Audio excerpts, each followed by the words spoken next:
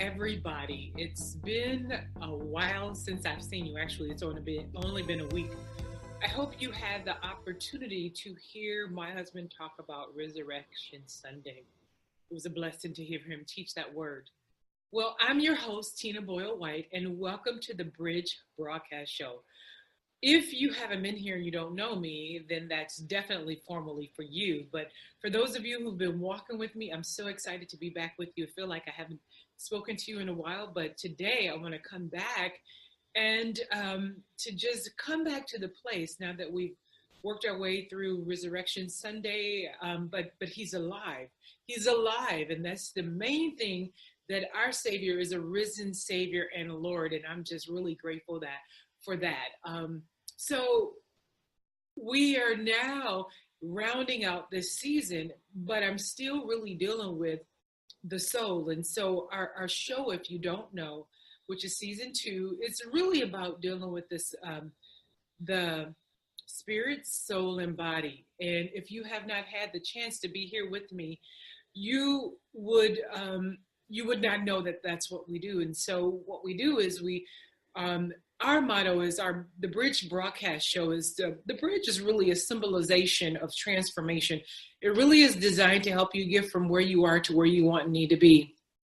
And my husband said where you ought to be, but it really is a vision from God that really help people transform in the spaces that you're in. And you know what? This is no push. This is I just share the words that is inspired in my heart by the Father to talk about those places that are most important to us. And dealing with the whole person, it really is dealing with the spirit, soul, and body. And so I'm excited to be back with you on today. So I'm not going to put the book up, but it's been the John Maxwell book. What I noticed is when I was looking at how many people look at what I'm doing, people think that I'm promoting the book. I am a John Maxwell mentor, but I'm not promoting the book. I am utilizing, the information to spur thoughts around what we think about and what we deal with as people. And so I'm not gonna raise the book because I don't want that to be in the capture of the picture, but I want to remind you that it is the John Maxwell book, No Limits, blowing the cap off your capacity. You know what? And I realized that. I don't know which show it was. I was just talking to you. Maybe people just want to be talked to.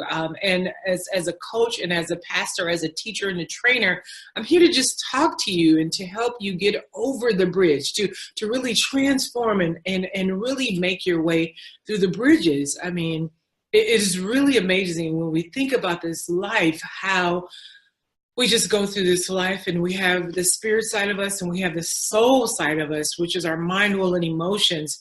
And we have to navigate those journeys. These are the two fighting forces that we contend with, the spirit and the body, and they're contending on each side. And our body just responds to the spirit and soul. And literally, as I stand in the middle, here's my spirit and here's my soul. My body is in the middle, and it has to come under the direction of one or the other. And which one, I'm reaching down for my book. I was exemplifying the body. But which one will drive you? The spirit, will it drive you, with the guidance of the Holy Spirit, with the guidance of the word of the Lord? Or will your emotions, will your emotions or your flesh, will that drive you into making decisions, to take actions, to do things that maybe you don't want to do? Or maybe, Paul talks about it in the book, he talks about his spirit being willing, but his flesh being weak. Now, is that you? Is that you in a situation where your spirit is willing, your flesh just might be weak? This is where we're talking about this. And so today I want to talk a little bit about the next part in the book is thinking capacity, your ability to think effectively. And there's so many books out there. These books that we talk about Think and Grow Rich, as a man thinking in his heart, so is he. That's a scripture. But your thinking, I'm telling you, your thinking is so critical to you and where you're going. And so, when I think about this, I think about, I'm just going to jump into the chapter and just have a conversation with you around this whole thinking. And so I'm really excited I'm really excited about this today because he talks about one of the little captions that I see in there. Successful people think differently than unsuccessful people. Well, what are you talking about? What does that mean? Successful people, you think about in your everyday, what do you think about the choices that we make, or the choices that we have around food, the choices that we have around health, the choices that we have around exercising, the choices that we make? What is our thinking? What is our thinking? Which also drives into what are your beliefs around those things, because your beliefs and your systems of learning has majorly impacted your thinking. So what is your thinking? You're thinking about money, you're thinking about education, you're thinking about your community, you're thinking about family. What are all those things that play a part in your thinking? And so think about your thinking. Think about it. Yeah. Think about your thinking. And so when you're thinking about thinking, here's some thoughts about some people who had some amazing things to say. And I love it. Thank you, John Maxwell, for, writing these books for me to be able to share with the world, to continue your message, to continue your legacy. So thank you, John. So he talks about, he identifies 5 key people that he mentioned their quotes of. He said, and this is his quote, he says, number 1, when you think about why he thinks thinking is so important, everything begins with a thought. Oh my God, everything begins with a thought. You think about how did a person come to this point? How did a criminal decide to do that? How did something get to that point? It didn't just start in the act. It started at the point that thought was planted. And so when we think about, the spirit and the soul, you got to guard your heart and your mind with all diligence, for out of it flows the issues of life. And so when you're thinking it, if you don't have your thoughts into captivity, and you allow your thinking to go rampant, you find these things that we see in the news that it's like, where did that come from? That came from a thought. That simply was a thought that was in someone's head. It just doesn't happen. Sexual encounters, I have to just put it out there. It just doesn't happen. It starts with a thought, you thinking about that. And so just guard yourself as you're out there. He says this was, life consists of what a man is thinking about all day. That's Ralph Waldo, I can't even say it, Ralph Waldo Emerson. Thank you. And so that's true. What do you think about all day? They used to say when we were little, the idle mind is the devil's workshop. And so, where's your mind? What is you thinking about? What are you opening the doors to? So just be mindful of that. The second thought he said was, what we think determines who we are. Who we are determines what we do. Oh my God. I have to say that one more time. What we think determines who we are. Who we are determines what we do. Have you ever found yourself, thinking about like what you think about, how that determines who you are? Who are you today? At some point you were thinking about something. I had the opportunity to talk with someone, and sometimes we don't know who we are. And so we find ourselves trying to be like others. And Facebook, love you, Facebook, but it's so easy to get lost in Facebook or social media, because we look at a capture of people's lives, and people only capture or chronologue those moments that are like super fabulous or super out there, like I'm having the time of my life. And it's just amazing. I happened to see a video, and they were talking about the video caption. It was over 10 million people had shared this. I'm so excited. I got to calm down. I'm stumbling my words. Over 10 million people had shared this video, and it says, poor mom teaches rich mom a lesson. And so what was that lesson? That lesson was essentially 2 moms was coming out the grocery store, and one mom, the rich mom, walks up to the poor mom and says, "Hey, how are you? I haven't seen you in a long time." The poor mom says, "Hey, I'm doing fine." And they discovered that their sons were went to high school together. The poor mom's son, he just barely finished high school, but he was navigating his journey. He was working at a record store, a local record store. And the rich mom's son was, had graduated top of the class and, at Stanford and, all the accolades there was. And so when they parted their ways, the rich mom goes to get into the car that she was driving. The son in the video showed that the son was driving. So when she gets in the car, the son says, "Mom, where have you been? What took you so long? I don't have time to wait." And it was just rah, rah, rah, rah. It was really bad. After she had just spoke highly of him, she gets in the car and she deals with this son with this horrible attitude. And so, then they show the video on the poor mom. The poor mom had the son, you see somebody walk up to the door with flowers, knock on the door, and she opens up this door and she says, "Hello, son." I can't remember the name in the video. "Hello, son." And he's like, "Hi, Mom. I saw these flowers and I was just thinking of you and I just wanted to tell you I love you and I appreciate you."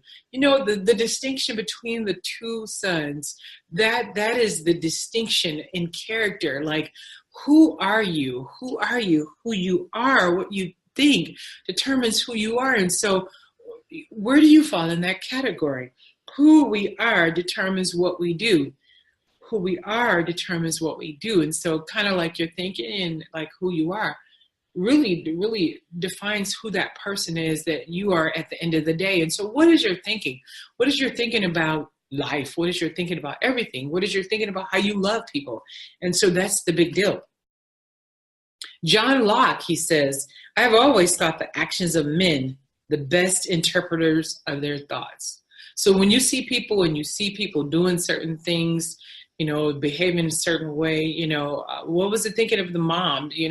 She the accolades of her son and the ability to be able to tell, the story, to brag about the story of this child, is great. But then, when she gets in the car, she's dealing with this crummy kid. I mean, he's doing great things, but he's just a cruel, rude, crummy kid that you have to deal with for the rest of your life. And so, that is the actions. What is your action saying? They always said actions speak louder than words. And so what is your action saying? Who are your actions telling people you are? See, it's all about your actions. What you say is one thing, but it is what do you do? When I'm watching you from afar, what are you doing? What is your actions really saying about who you are? And so that's the true story.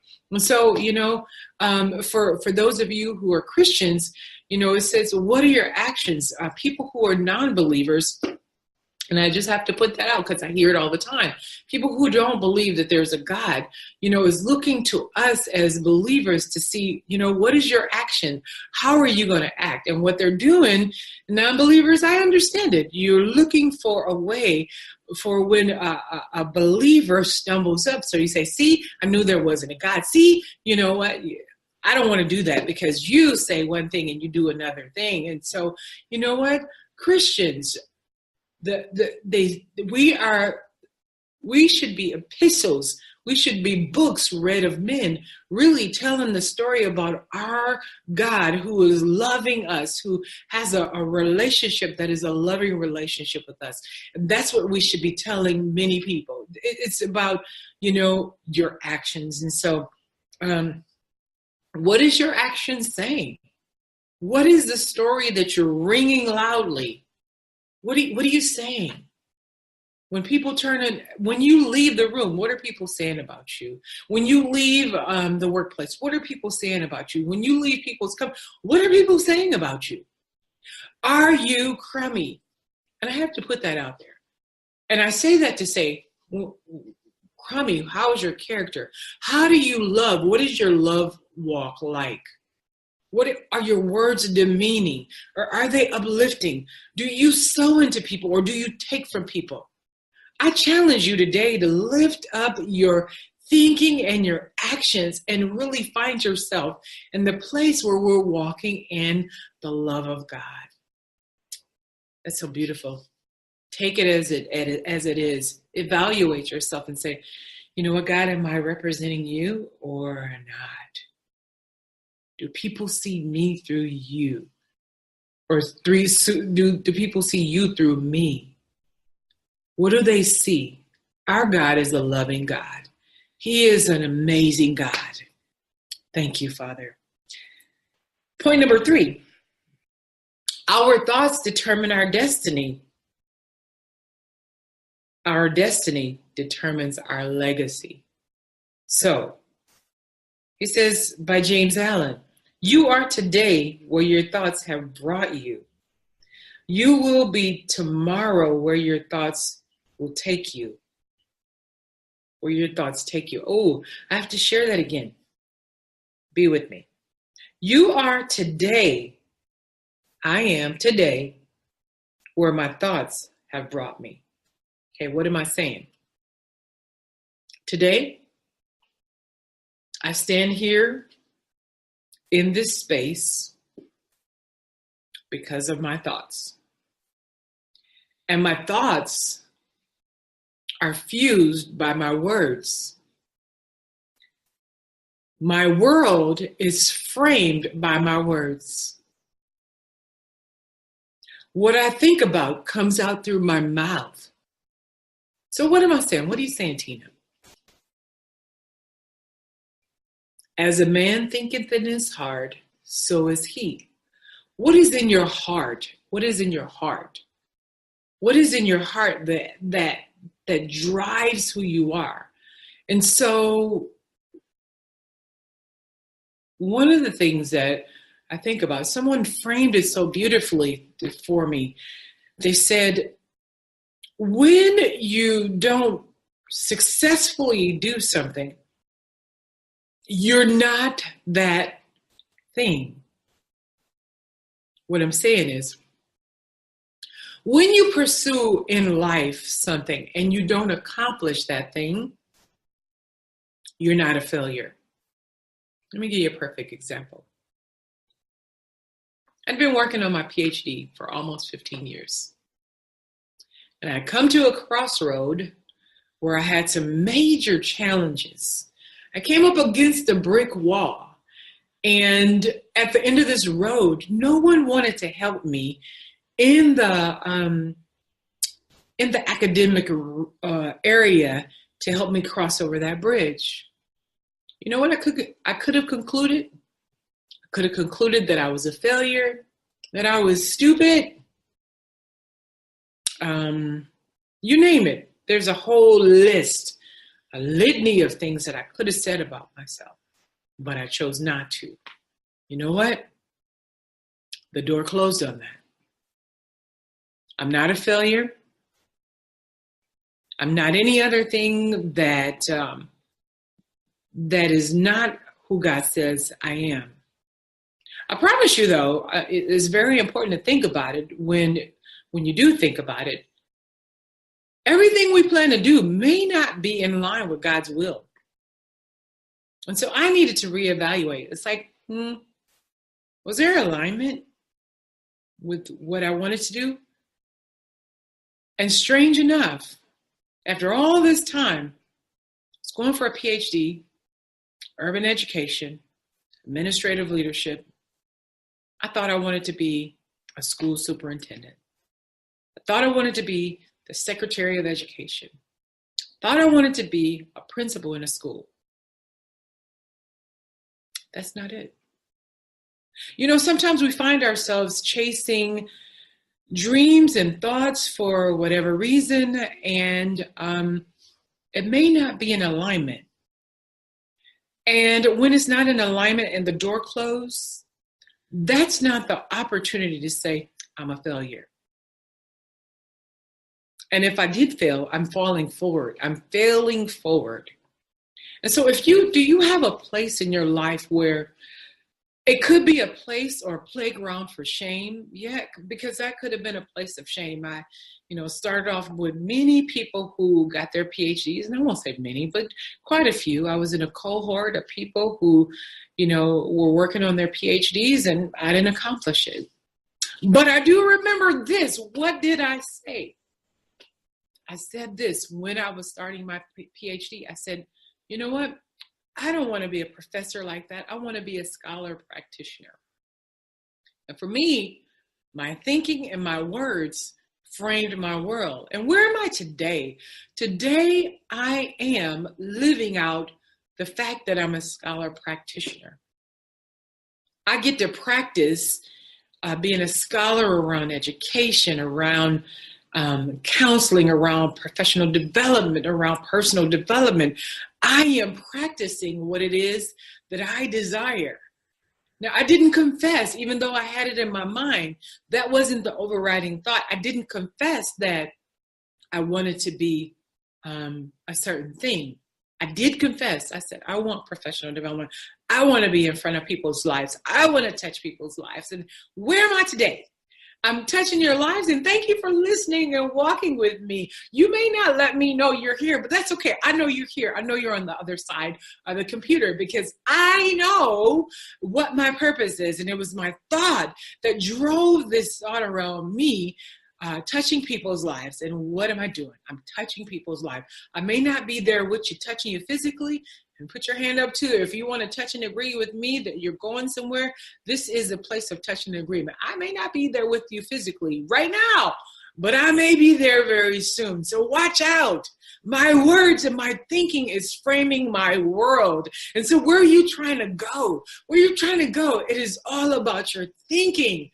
What is your thinking? What are you drawing into your world? What are you drawing into your life?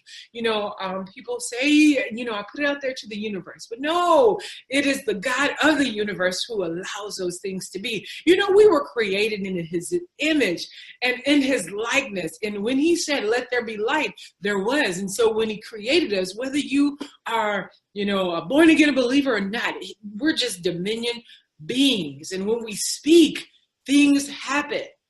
Watch your words. Watch your words. What happens when you speak? What are the things that happen when you speak? I guarantee you, some people say, I shouldn't have prayed for that. Watch what you pray for. No. Watch what you think and say, because you are the sum total of your thoughts and your words and your actions, which leads you to where you are today. Where are you today? Are you happy with where you are today? That's what I want to know. Are you happy with where you are today? Are you satisfied? Are you sad?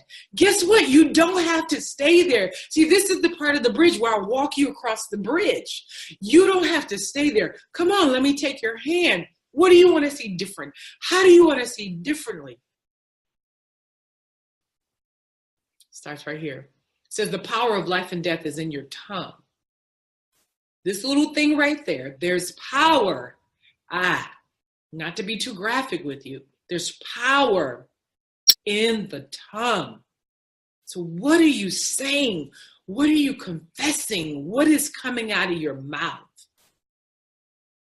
Yeah, it is huge.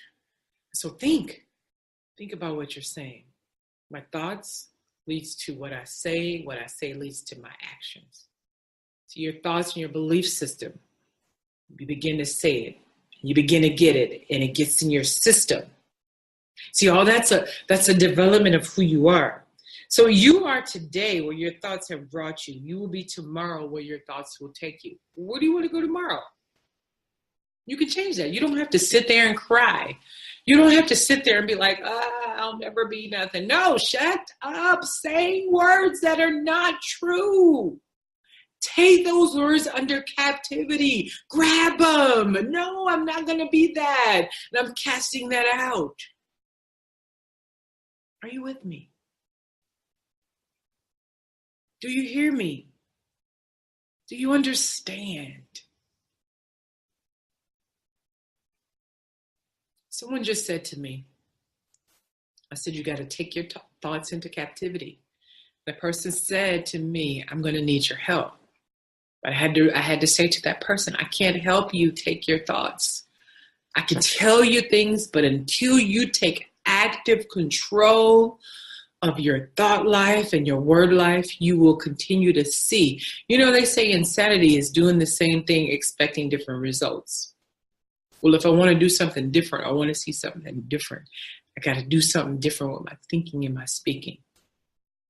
Where are you today? I just want to know, where are you today? What are you doing today?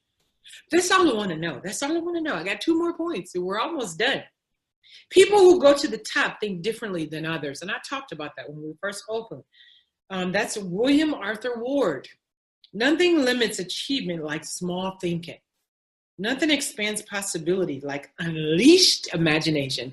If you can see it, if you can see it, you can attain it. Do you see it? That's the same thing I asked the person. Do you see it? Do you see yourself doing that? And they had to stop and think. No, if you got to stop and think, you don't see it. You got to go fetch for it. Yes, I see it. Yes, I see it. I see myself going around the world, touching people's lives. I see myself making change in lives of people. I see it. What do you see? What do you see? What do you see for yourself today? Today. Woo! I'm excited. We can change the way we think. This is by Paul the Apostle. Thank you, Paul. He says, whatever things are true, whatever things are noble, whatever things are just, whatever things are pure, whatever things are lovely, whatever things are of a good report. If there be any virtue, and if there be anything that's praiseworthy, think on these things. Excuse me, I had a nose itch. What are you thinking on? What are you thinking on?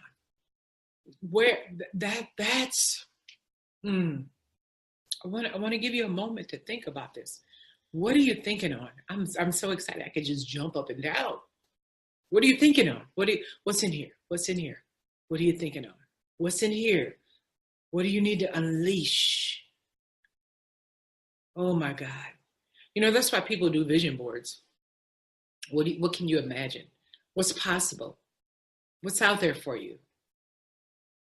Paul said it. He said it. And as they say today, period. He said it, period.